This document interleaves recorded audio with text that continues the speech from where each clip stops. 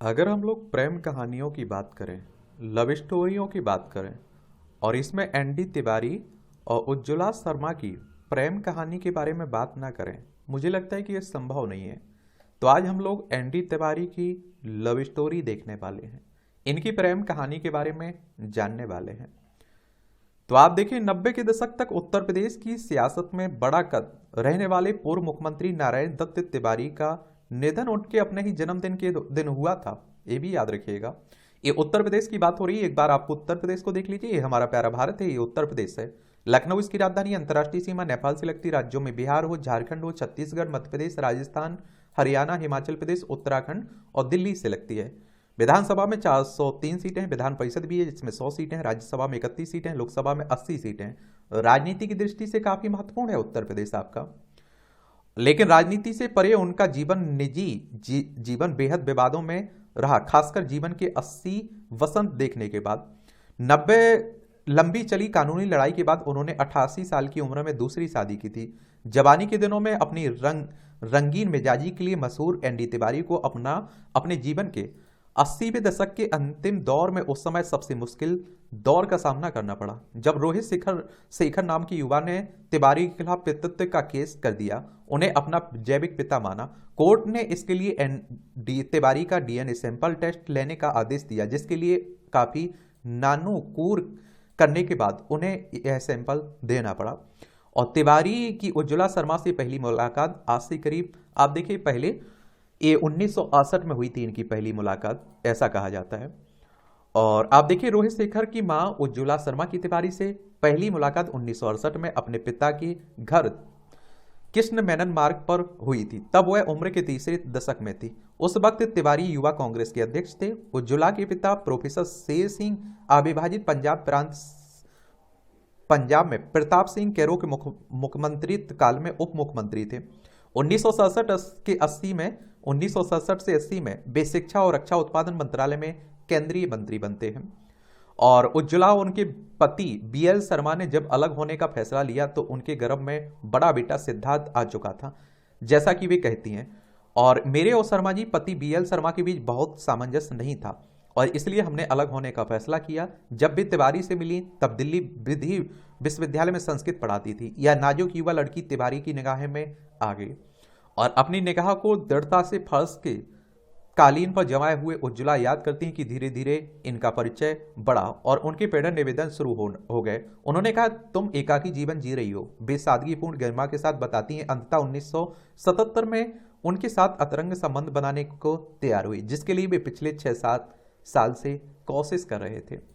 और 2008 में सामने आया मामले की शुरुआत 2008 में हुई, जब एनडी तिवारी के खिलाफ रोहित पहली बार अदालत की शरण में गया, जहां आप देखते हैं कि उन्होंने दावा किया कि वो पूर्व कांग्रेस नेता और अपनी मां उज्ज्वला शर्मा के पुत्र हैं। तिवारी ने दिल्ली हाईकोर्ट में इस केस को खारिज करने की गुहार कोर्ट में लगाई, लेकिन मार्च 2010 में उसे खारिज कर दिया गया। हाईकोर्ट ने 23 दिसंबर 2010 को इस दावे की सच्चाई का पता लगाने के लिए डीएनए कराने का आदेश दिया।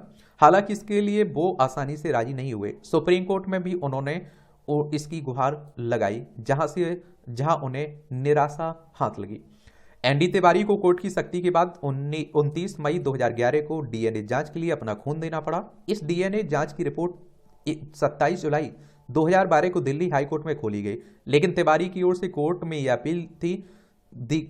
अपील भी दायर की गई कि रिपोर्ट को सार्वजनिक न की जाए, लेकिन कोर्ट ने उनकी यह अपील नहीं मानी। रिपोर्ट में यह खुलासा हुआ कि तिवारी रोहित के जैविक पिता हैं और उज्ज्वला जैविक उनकी माता है। खास बात यह रही कि जब तिवारी डीएनए टेस्ट देने से कतरा गए तो रोहित के कानूनी पिता बीएल शर्मा अपना डीएनए सैंपल 2010 में अदालत में देने को तैयार हो गए थे, जबकि शर्मा से उज्ज्वला पहले ही तलाक ले चुकी थी। टेस्ट के नतीजे से प्रमाणित हो गया कि वे रोहित के पिता नहीं हैं। फिर आप देखते हैं कि 2014 में रोहित को इन्होंने माना बेटा, तो कोर्ट की ओर से रोहित को एनडी तिवारी का जैविक पिता माने जाने के बाद उन्होंने इस मामले में मीडिया से उनकी निजता को बनाए रखने की गुजारिश की। 6 साल चले पितृत्व केस हारने के बाद 3 मार्च 2014 को नारायण दत्त तिवारी ने रोहित शेखर को अपना बेटा स्वीकार कर लिया। तब उन्होंने कहा कि मैंने स्वीकार कर लिया कि रोहित शेखर मेरा बेटा है। डीएनए रिपोर्ट में भी यह साबित किया कि वो मेरा जैविक बेटा है। और इस पर उनके बेटे रोहित ने भी प्रतिक्रिया दी। मैं अचंभित हूं कि एनडी तिवारी ने अंततः मुझे अपना बेटा स्वीकार कर लिया। 88 साल की उम्र में शादी की।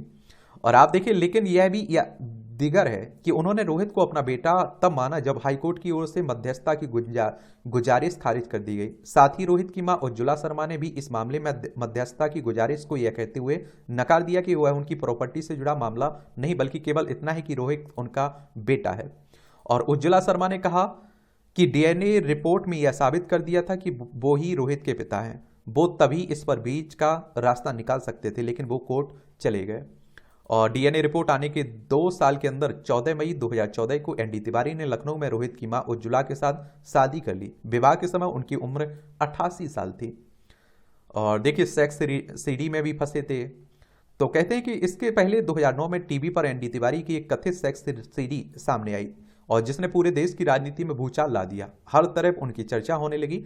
उस सीडी में तिवारी 3 महिलाओं संग आपत्तिजनक स्थिति में दिख रहे थे और उस वीडियो क्लिप को तेलुगु चैनल ने प्रसारित किया था। और इस सीडी की सियासत ने ऐसा रंग दिखाया कि उन्हें आंध्र प्रदेश राज्यपाल पद से इस्तीफा देकर वापस लौटना पड़ा। तिवारी 3 बार उत्तर प्रदेश 1976, 77, 1984, 85, 1988, 89, एक बार उत्तराखंड 2002 से 2007 के मुख्यमंत्री भी रहे। इसके अलावा वो प्रधानमंत्री राजीव गांधी के कार्यकाल के दौरान विदेश मंत्री भी रहे। साथ ही वह 2007 से 2009 के बीच आंध्र प्रदेश के राज्यपाल रहे। वह 2 प्रदेश के मुख्यमंत्री का पद संभालने वाले देश के एकमात्र नेता हैं एनडी तिवारी। तो यही कहानी है एनडी तिवारी की।